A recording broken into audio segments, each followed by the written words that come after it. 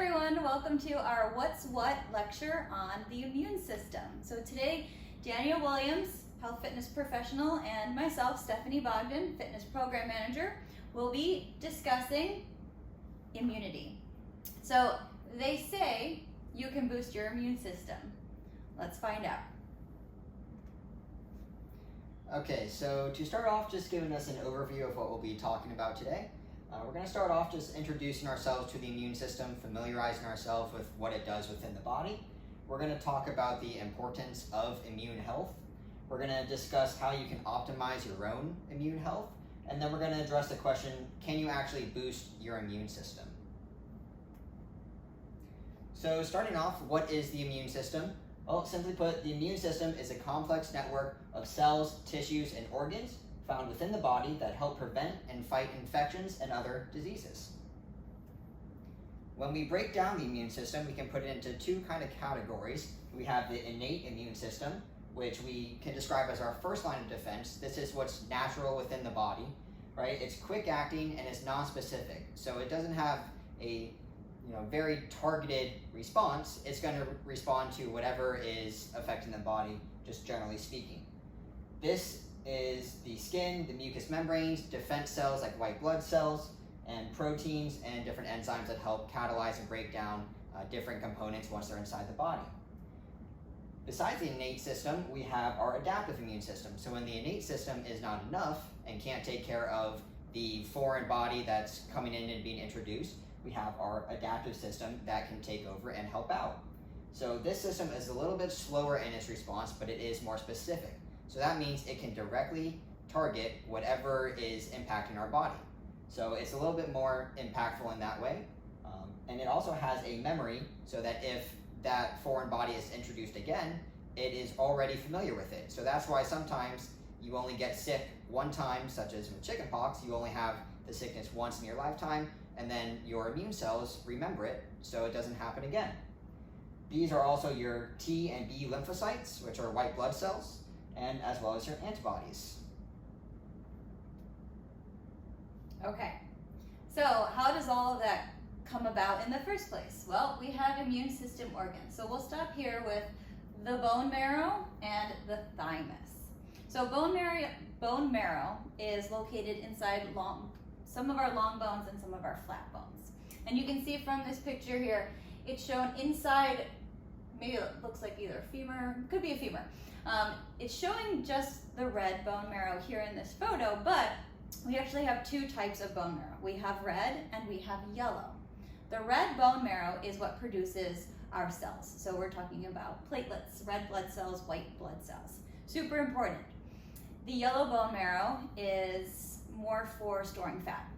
So we actually start with the red bone marrow when we're born, and then it transitions into yellow over time, and it's actually fully transferred by puberty. So we don't have much time with our red.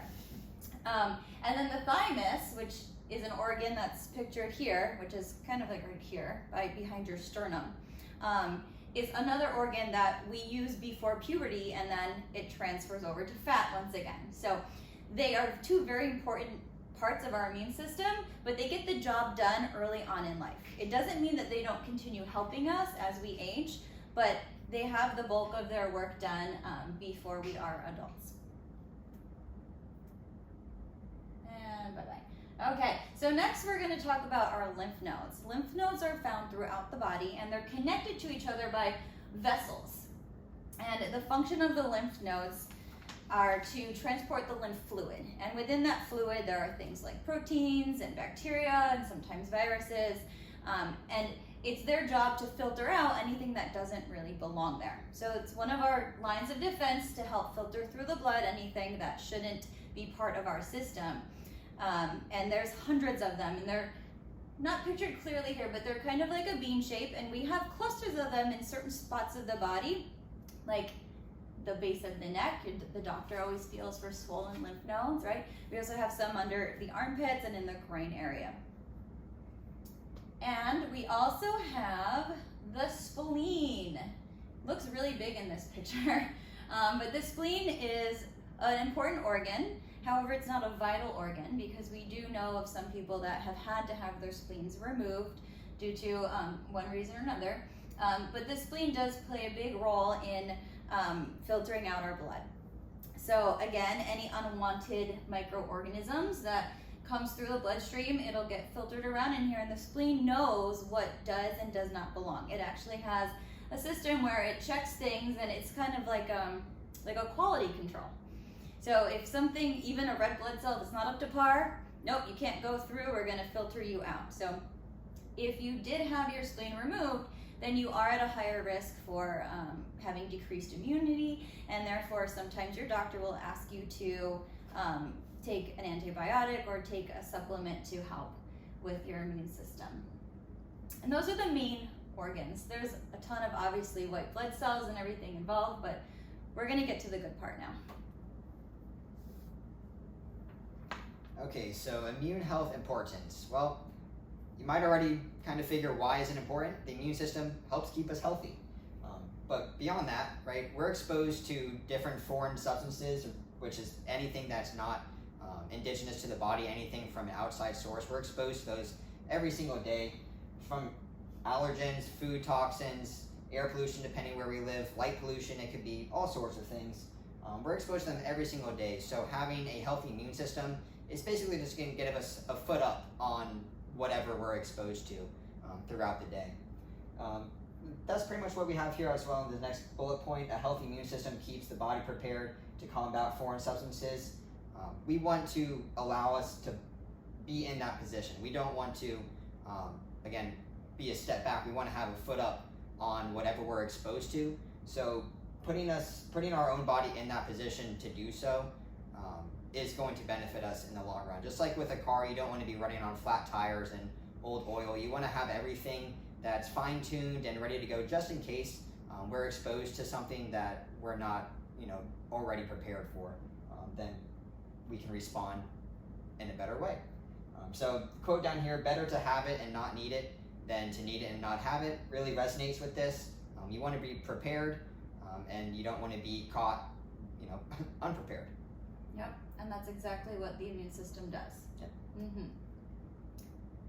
So how can we keep the immune system working at its best? There's many ways to do that. I'll take the first few bullet points, and obviously we all know that physical fitness is plays a huge important role in a healthy lifestyle and health overall. So that's why it's number one on our list here is an active lifestyle. Physical activity allows us to manage our weight, so weight management. It also helps us keep chronic diseases at bay, like type 2 diabetes. So when our body is functioning at its best, the immune system can also function at its best. So it's a no-brainer why an active lifestyle will certainly help keep your immune system strong. And then the next one, a healthy diet, is just as important, if not more important, than physical activity. Our immune system, meaning all of those intricate, detailed cells of our immune system, need macronutrients and micronutrients to function. They need certain proteins, they need certain vitamins, minerals in order to do their job. So if we are not eating a balanced diet and we're not eating things that have antioxidants and vitamins and minerals, then our body can't work as well as it wants to help support us. So we just put a few bullet points here. Reminders just to eat whole foods, right? So we're trying to avoid packaged and processed foods. Healthy fats, so the omega-3s, the omega-6s, antioxidants, which are found in fruits and vegetables, fermented probiotic and prebiotics. So this is something I'm sure you've heard before. And just to kind of touch on that, the gut, which is your intestines, right? It's a major site for immune health, and more studies are coming out regarding the connection of immunity and your gut or your intestines, and it's called the microbiome. And many studies are now showing that a healthy microbiome supports a healthy immune system. So it's very important to maintain a balanced and healthy diet in order to keep those healthy bacteria inside working properly for you. And then limit added sugars, because sugar just is not good for anything. So we want to put that reminder in there as well. And then staying hydrated is also Super important, not just because you're exercising and you're eating well, but your body is made up mostly of water, and your blood is made up mostly of water. And your blood is what carries around all of those white blood cells and the lymph fluid. So if you don't have enough hydration to keep flowing everything through those filters properly, then your immune system won't work at its best. So we want to make sure that staying hydrated helps us detoxify all those pathways, and it keeps the lymphatic draining properly so that they can help flush out all of those waste products. And then one more I want to mention is getting enough sleep. So the general rule is 7 to 8 hours per night for most adults. And the reason for that is studies have found that during sleep, certain components of the immune system actually rev up. So while you're sleeping, your body is actually working in your favor. And then of course, proper rest helps us function at our best. We all know that. And then on the flip side of the coin, sleep deprivation is linked to both short-term and chronic illnesses. So we just want to make sure that we are rested and we're getting the quality sleep that we need. Yep, definitely. And so to continue with that, keeping weight under control, this ties back into active lifestyle, a healthy diet, even staying hydrated and getting quality sleep all kind of tie into managing your weight. But essentially being overweight can compromise what the body is naturally doing to combat diseases. So to keep that managed at the very least will put us in a better position when we're presented with a illness or a foreign body that's coming into us. So managing stress is something that we can all probably work a little bit on. And this is another thing that it's just, for some reason when the body's in a stress state, sometimes there's good stresses, sometimes there's bad stresses, but stress in general can compromise the body's ability to fight off infections. You can think of it as a way of how many tasks can you load yourself up on. If you're focused on one thing, then you're going to have all your attention going towards that. But as you start having many things pile on, then it starts to become a little bit more difficult to tackle that one task. So with all of those stresses adding up, your body is facing all these different things pointing in different directions, and it's not as able to focus solely on combating that disease. So we want to manage that stress by doing these other things like keeping quality sleep and active lifestyle. All of those things will help with stress management. Washing your hands, this ties into kind of a bigger picture of doing the little things that will make a big difference. So something just as simple as washing your hands using soap, right? That way when we naturally go and touch our face or something, we're not spreading the germs unintentionally or intentionally, depending on what your activity is. But washing your hands is one of those little things, brushing your teeth, all those little details that you can do to kind of, again, set yourself up for success when you're presented with an illness or something your body's not used to. Moderating unhealthy habits, right? Moderation is the key here. We're not standing here to tell you stop drinking, stop smoking, stop doing these things, because honestly, you'll probably keep doing them anyway. But moderate what you're going to do, right? Set yourself up for success. It's not to be reliant, obviously, on those. Don't use them as a coping mechanism, but maybe a drink a week or something like that will help you relieve some of that stress. So if that is what you're using to an advantage, okay, just be careful with how you're using it and make sure you're doing it in moderation.